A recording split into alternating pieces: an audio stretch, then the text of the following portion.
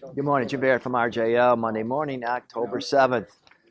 The American roulette game continues. Notes and bonds are higher Sunday night on breakdown of talks. I think late Friday there was an indication Bonner comment that he wouldn't allow the U.S. to default, and then over the weekend the talk shows Sunday morning specifically. I mentioned kind of backed off from that, more of a hard line that the Republicans and the Obama administration would have some kind of debt reduction in order to get the debt ceiling raised. So we'll see. That obviously causes stocks to open lower Sunday night, and they continue lower all night. The reaction in the bond market, note bond, was a little more subdued though. We haven't threatened the high. I think the high 133.29 on the 30-year.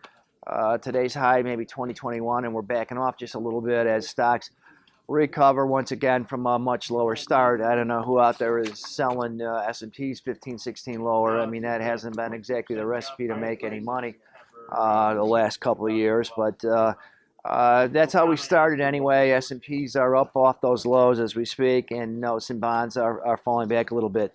Now, reports for the week, who knows?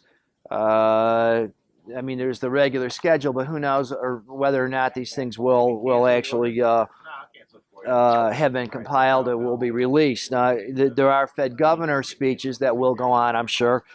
Tuesday afternoon, early afternoon, there's two people to speak. So we'll hear from the Fed. We'll hear from the Fed again on Wednesday, the release of the FOMC minutes at 2 p.m. Eastern, 1 p.m. Chicago time. Will certainly go on as scheduled, I would think. But some of the other reports, we'll get to that Friday. More Fed governors speak on Thursday. Bullard speaks early in the day, Williams later. There's also the Fed balance sheet. Now, Friday we got these PPI numbers, retail sales numbers, consumer sentiment numbers, real numbers. Hopefully they'll be released at the scheduled time on Friday morning. More information on that as the week goes on.